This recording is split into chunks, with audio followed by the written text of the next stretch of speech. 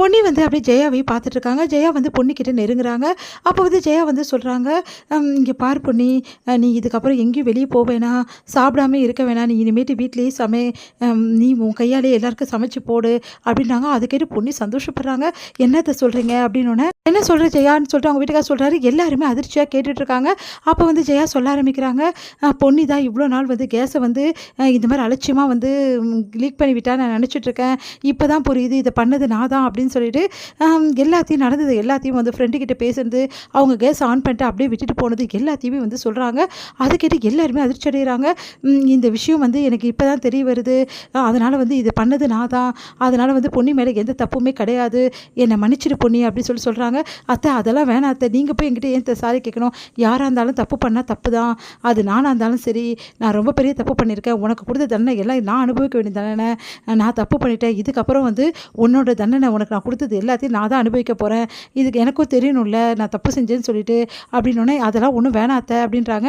எல்லாருமே ஏன் இப்படிலாம் பண்ணுற ஜெயா, அதெல்லாம் ஒன்றும் தேவையில்லை, ஏதோ உனக்கு தெரிஞ்சிச்சுல அது போதும் பொன்னியை பற்றி அப்படின்னு சொல்லிட்டு அவங்க வீட்டுக்கார சொல்கிறாரு.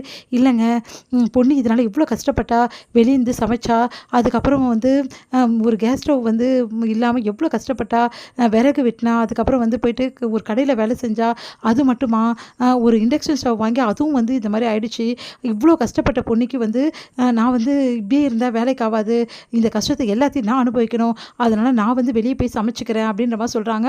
அதை கேட்டு எல்லாருமே அதிர்ச்சி அடையினா வேணாம் அப்படின்னு சொல்லிட்டு எல்லாருமே வந்து தடுக்கிறாங்க. உன்னை ஜெயோட அண்ணன் சொல்கிறாரு, இங்கே பாருமா, பொன்னி வந்து வெளியே வந்து விறகு வெட்டினவ, அவளுக்கு எல்லா வேலையும் அத்துப்படி, அவள் கிராமத்தில் வளர்ந்தவ, நீ அப்படியா, உனக்கெல்லாம் இந்த வேலையெல்லாம் தெரியவே தெரியாது, அதனால் உன்னால் பண்ண முடியாதுமா, பொன்னியே பண்ணிட்டா, நான் பண்ணுறதுக்கு என்ன இருக்குது, எல்லாருமே பண்ண வேண்டியதா, கற்றுக்க வேண்டியதான், அதனால் வந்து நான் சொல்கிறதா இங்கே வந்து என்னோட முடிவு தான் அப்படின்னு சொல்கிறாங்க.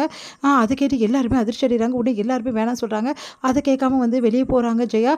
அப்போ வந்து உடனே கையை பிடிக்கிறாங்க நம்ம பொண்ணு. அதை பார்த்து அப்படியே அதிர்ச்சி அடைகிறாங்க. என்ன வேணும் உனக்கு அப்படின்னோடனே, இந்த முடிவில் நீங்கள் உறுதியாக இருக்கீங்களா அத்தை? ஆமாம் நான் உறுதியாக தான் இருக்கேன் அப்படின்றாங்க. அப்போது நீங்கள் வெளியே போய் சமைக்கிறதா இருந்தால் அப்போ எல்லாருமே நம்ம வெளியே வந்து சமைச்சு சாப்பிட்லாம் அப்படின்னு எல்லாருமே பார்க்குறாங்க. ஆமாம் பொன்னி சொல்கிறது தான் கரெக்டு, இதுக்கப்புறம் ஜெயாவை நான் தனியாக விட முடியாது, நம்ம எல்லாருமே போயிடலாம் வெளியே அப்படின்னு சொல்லிட்டு எல்லாருமே எனக்காக எதுக்கு நீங்கள் எல்லாம் வரீங்க அப்படின்னோடனே, ஆமாம் நாங்கள் உள்ள இனிமேல் சமைக்க மாட்டோம், உங்கள் கூட தான் இருப்போம் அப்படின்னு சொல்லிட்டு எல்லாரும் சொன்னோன்னே ஜெயா வந்து என்ன பண்ணுறதுன்னு தவிக்கிறாங்க. புரியுதா ஜெயா, நீ தான் இந்த வீடு ஜெயா, சொன்னால் கேளு, இந்த மாதிரி விஷயங்கள்லாம் எதுவுமே வேணாம், அப்படி நீ வெளியே போகிறதா நாங்களும் எல்லாருமே வந்துடுறோம் வெளியே அப்படின்னு சொல்லிட்டு வெளியே சமைச்சிக்கலாம் அப்படின்ற மாதிரி சொல்கிறாங்க. அதை கேட்டு வந்து என்ன பண்ணுறதுன்னு தெரியாமல் ஜெயா யோசிக்கிறாங்க. அடுத்து வந்து அம்மா சொல்கிறத கேளுங்கம்மா, விட்டுருங்க பார்க்கலாம் அப்படின்னு சொல்லிட்டு எல்லாரும் சொன்னோன்னே ஜெயா வந்து பொன்னிக்கிட்ட சாரி கேட்டு உள்ளே போகிறாங்க. இதோட முடியுது.